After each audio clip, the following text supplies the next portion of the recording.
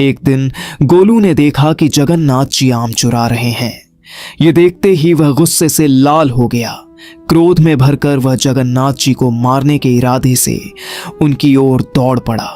उधर जगन्नाथ जी दोनों हाथों में आम थामे मुस्कुराते हुए तेजी से भागने लगे। कृष्णपुर नाम का एक छोटा सा गांव था। चारों तरफ हरी भरी पहाड़ियां, बीच में एक चांदी जैसी नदी बहती थी और गांव के बाहर पुराना जगन्नाथ मंदिर खड़ा था। मंदिर में जगन्नाथ जी, बलभद्र और सुभद्रा की बड़ी मूर्तियां थीं। हर साल रथ यात्रा के समय गांव में मेला लगता, भजन कीर्तन होते। लेकिन गांव के एक कोने में नदी किनारे एक टूटी फूटी झोपड़ी में रहती थी सरला माँ और उनका बेटा गोलू। सरला अब 60 के पार थीं। बाल पूरी तरह सफेद, चेहरा झुर्रियों से भरा, हाथ पैर मेहनत से थके हुए। 10 साल पहले उनके पति की मौत हो गई थी, बागान में पेड़ से गिरकर।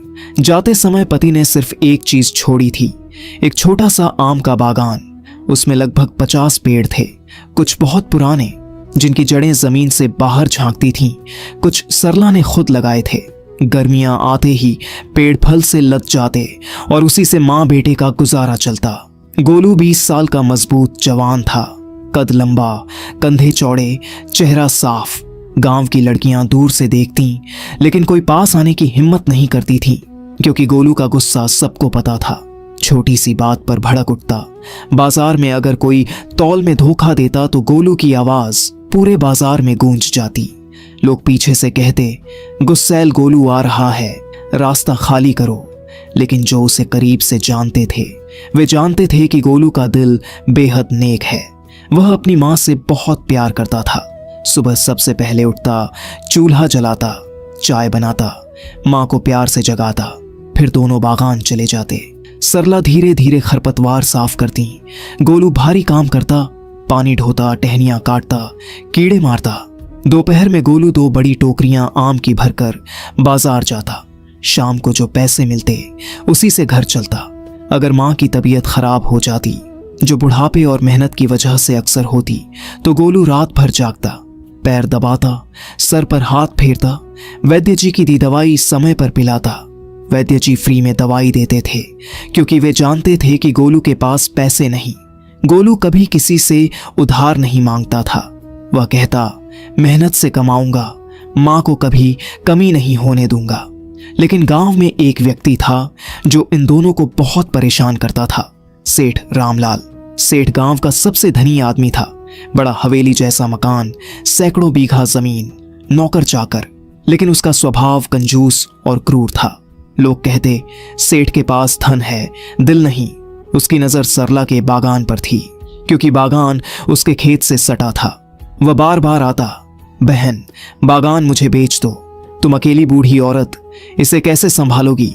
सरला मना करती तो सेठ तरह तरह से परेशान करता। कभी पानी की नाली रोक देता, कभी अपने आदमियों से पेड़ों की टहनियां तोड़वा देता। एक बार सरला को तेज बुखार हो गया, कई दिन बिस्तर से उठ नहीं पाई। दवाई महंगी थी, पैसे नहीं थे। गोलू सेठ के पास गया, हाथ जोड़कर बोला, सेठ जी माँ बहुत बीमार हैं, थोड़ा कर्ज दे दीजिए, फसल आने पर लौटा दूंगा। सेठ ने कर्ज दिया, लेकिन ब्याज इतना ऊंचा रखा कि अगली फसल की आधी आम सेठ ले गया। गोलू को यह देखकर आग लग जाती। वह माँ से कहता, माँ यह सेठ हमें जीने नहीं देगा।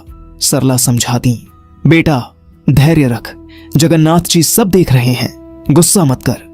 सरला हर शाम मंदिर जाती, पैर दुखते, रास्ता दूर था फिर भी जाती। दीपक जलाती, 2 फूल चढ़ाती और मन ही मन प्रार्थना करती, हे जगन्नाथ हम गरीब हैं, लेकिन तेरे हैं, हमें ताकत दे। गोलू कभी कभी साथ जाता, लेकिन ज्यादातर नहीं। वह कहता, माँ अगर भगवान है तो हमारी यह दशा क्यों। फिर एक साल अजीब घटनाएं शुरू हुई। गर्मियां आईं, आम पकने लगे, लेकिन हर रात बागान से सबसे अच्छे, सबसे रसीले आम गायब होने लगे। सुबह सरला जाती तो देखती चुन चुन कर मीठे आम चोरी हो गए। पहले 2-4, फिर 10-20।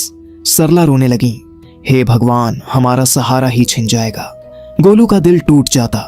माँ को रोते देख वह सहन नहीं कर पाता। वह गांव में पूछता, लेकिन किसी को पता नहीं। सेठ से शक हुआ। गोलू सेठ के पास गया, सेठ जी क्या आप चोरी करवा रहे हैं। सेठ हंसा, मुझे चोरी की क्या जरूरत, तुम गरीब हो, चोर तुम्हें ही ढूंढते हैं।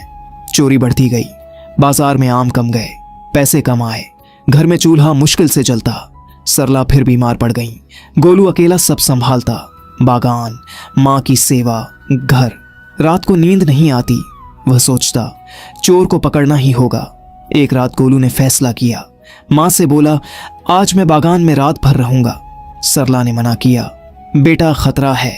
लेकिन गोलू नहीं माना। अपना फल काटने वाला पुराना चाकू साथ लिया और बड़े पेड़ के पीछे छिप गया। रात गहरा गई, चांदनी फैली थी, हवा में आम की खुशबू। घंटों इंतजार के बाद हलचल हुई। गोलू ने झांका। एक छोटा सा बालक 5-6 साल का, गोरा चिट्टा, घुंघराले बाल, नीली आंखें, पेड़ पर चढ़ा आम तोड़ रहा था। बालक हंसता, आम खाता, रस मुंह से टपकता। गोलू को गुस्सा आ गया। वह सोचा, यह बच्चा चोर है, जरूर किसी ने भेजा है। गोलू चुपके से गया और बालक का हाथ पकड़ लिया। रुक चोर, आज छोड़ूंगा नहीं।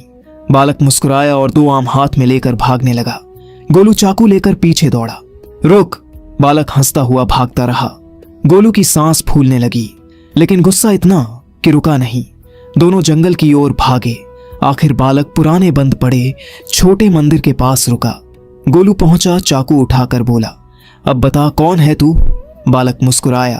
गोलू, मैं बाल जगन्नाथ हूं। तेरी मां की भक्ति मुझे बुलाती है। उसके बागान के आम मुझे सबसे प्रिय हैं। गोलू को पहले विश्वास नहीं हुआ। गुस्से में बोला, झूठ मत बोल। लेकिन तभी चमत्कार हुआ। बालक के शरीर से तेज प्रकाश निकला। वह 4 भुजाओं वाले जगन्नाथ जी के रूप में प्रकट हो गए।